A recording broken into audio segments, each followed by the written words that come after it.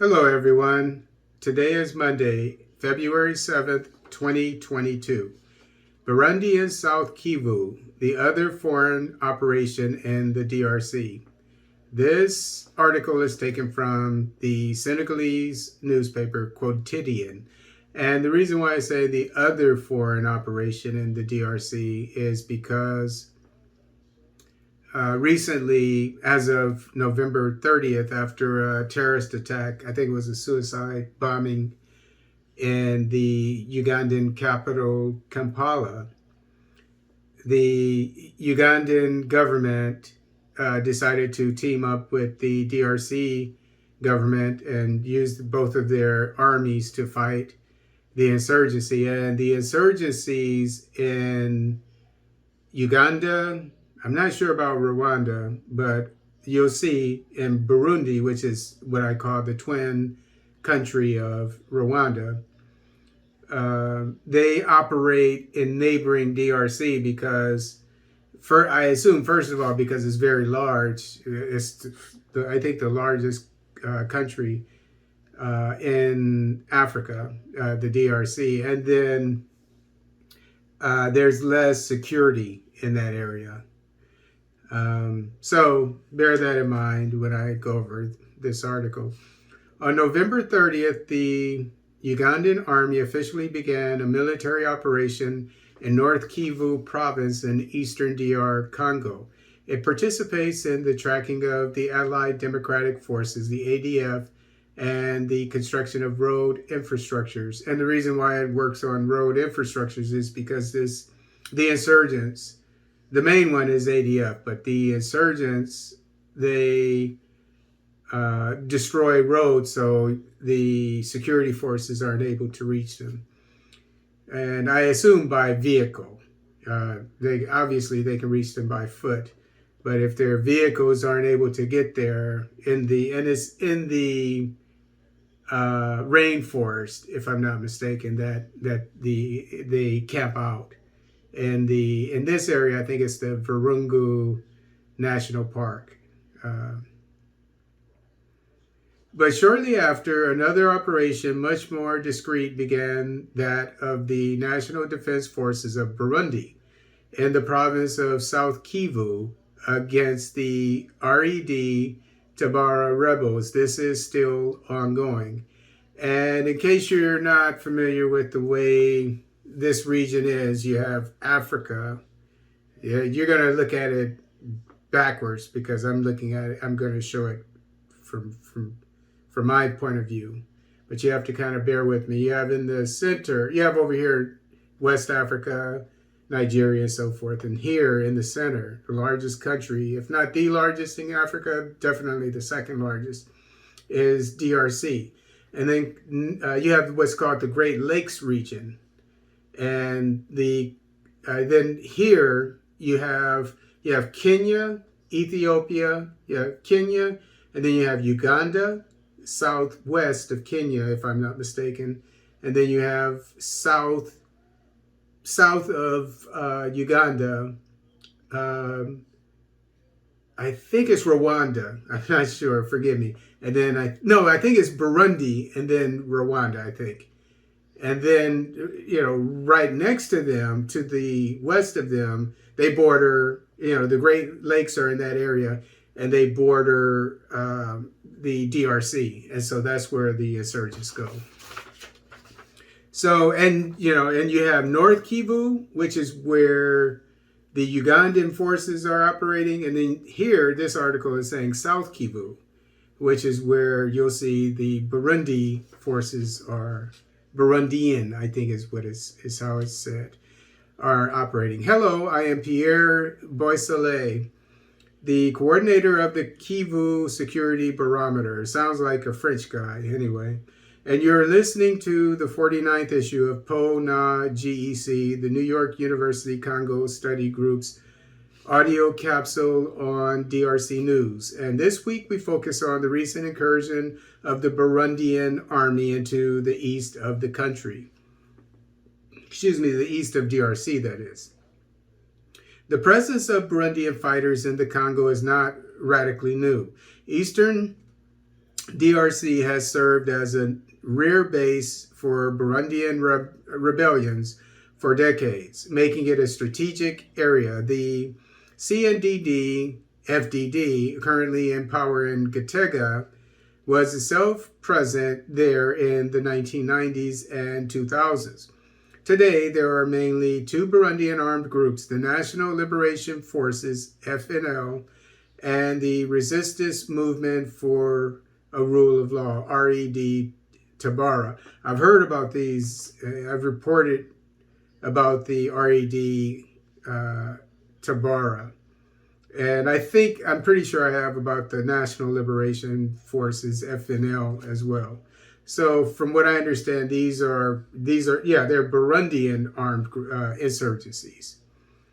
According to a report by the United Nations, and bear in mind that in the future, if I report about the FNL or the RED-Tabara, maybe the Burundian forces were involved in that operation, and but they're not saying that they are, because they are unofficially, from what I gathered from this article, in DRC, because DRC is a sensitive issue, the sovereignty of the DRC land, because a lot of politicians don't like it, which I completely disagree with. But I agree with, I'm a Pan-Africanist, so wherever Africans can help out other Africans, I'm all for it. But these same politicians, it's okay for the UN to be there, by the way.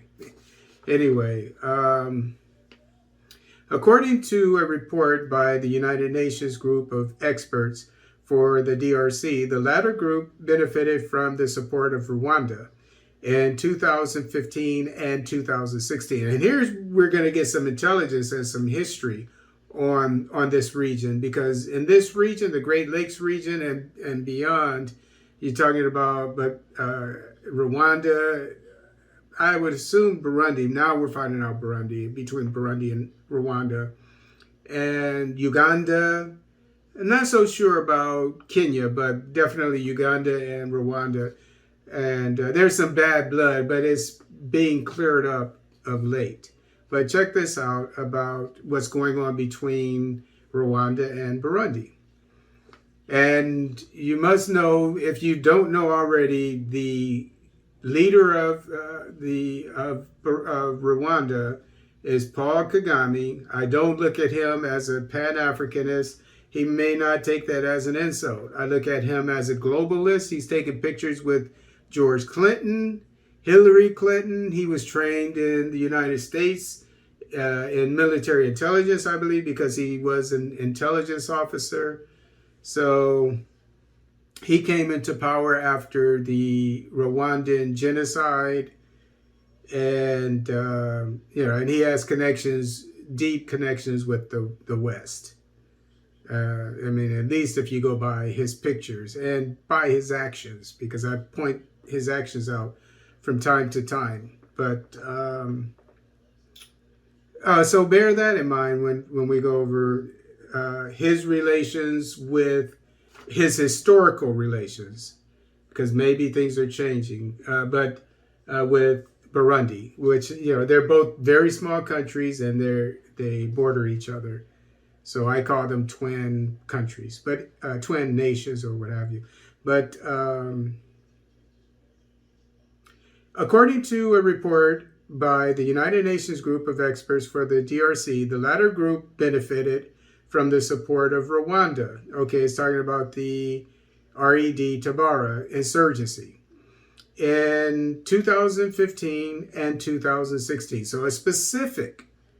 It settled on the high plateaus of South Kivu and in the plain Ruzizi, which serves as the border between the DRC and Burundi.